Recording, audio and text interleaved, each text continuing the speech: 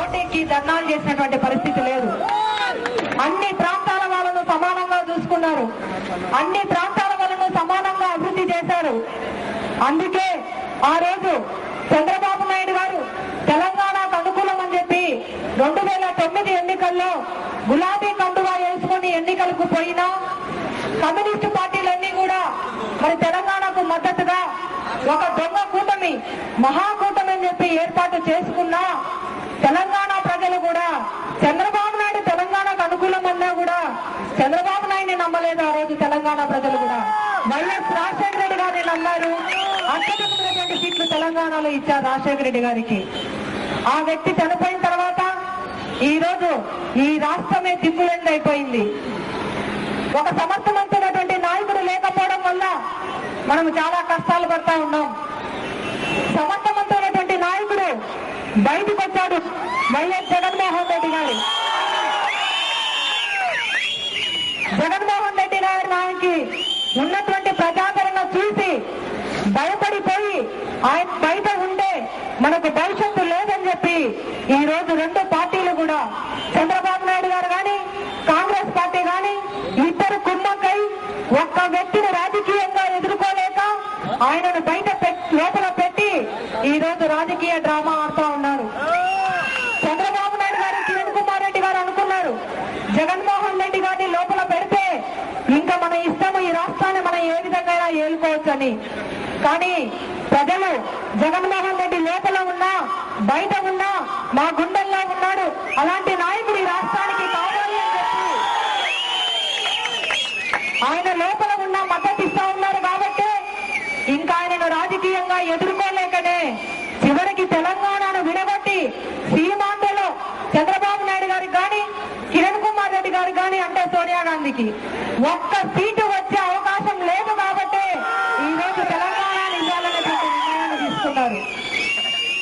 సోనియా గాంధీ అంటే కనీసం ఆమె ఒక విదేశీయురాలు, మన భారతీయ సంస్కృతి తెలియదు, అన్నదమ్ముల మధ్యన ఎలాంటి ప్రేమాభిమానాలు ఉంటాయో తెలియదు ఆమెకు.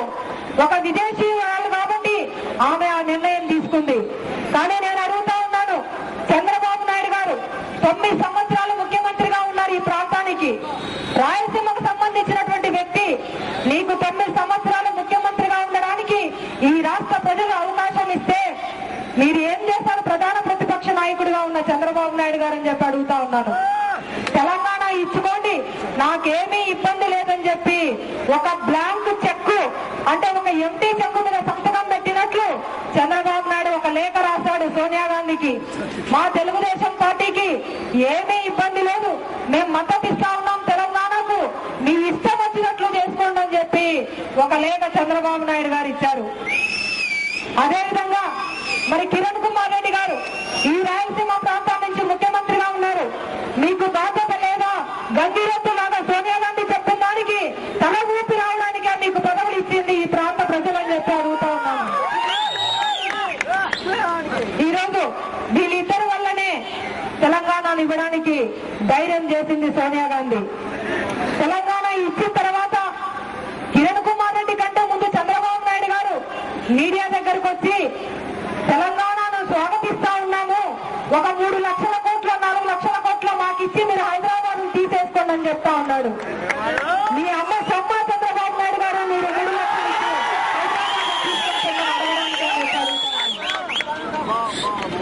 అదేవిధంగా తెలంగాణ నిర్ణయం అయిపోయిన తర్వాత 10 రోజుల తర్వాత కిరణ్ కుమార్ రెడ్డి గారు పత్రికల్లో ముఖ్యమంత్రి కనిపించడం లేదని ప్రకటనలు ప్రజలు ఇచ్చిన తర్వాత 10 రోజుల తర్వాత కిరణ్ కుమార్ రెడ్డి గారు మీడియా ముందుకు వచ్చి సిగ్గు లేకుండా వైఎస్ రాజశేఖర రెడ్డి గారి వల్లనే తెలంగాణ వచ్చిందని చెప్తా ఉన్నారు.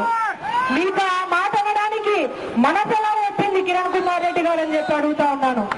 రాజశేఖర రెడ్డి గారు ఉన్న 5 సంవత్సరాల్లో తెలంగాణ ఇవ్వాలన్నటువంటి మాట చెప్పాలన్నా సోనియా గాంధీ భయపడినటువంటి విషయం రాష్ట్ర ప్రజలు మర్చిపోలేనటువంటి అదేవిధంగా మరి ఒక అసమర్థమైనటువంటి ముఖ్యమంత్రి ఉన్నారు కాబట్టి సోనియా గాంధీ అంత ధైర్యంగా నిర్ణయం తీసుకోగలిగారు. రాజశేఖర రెడ్డి గారు ఉన్నప్పుడు కనీసం 9 మంది ఎమ్మెల్యేలను గెలిపించుకోగలిగారు. టీఆర్ఎస్ ఆ రోజు 18 మంది ఎమ్మెల్యేలు రాజీనామా చేస్తే, అదే వైఎస్ రాజశేఖర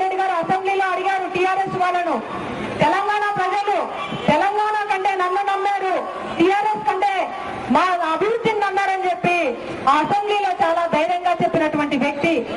రాజశేఖర రెడ్డి గారు చనిపోయిన 100 రోజుల్లోనే మీరు తెలంగాణకు లెటర్ ఇచ్చి ఈ రోజు రాజశేఖర రెడ్డి గారి గురించి మాట్లాడితే ప్రజలు నమ్ముతారని చెప్పి అడుగుతా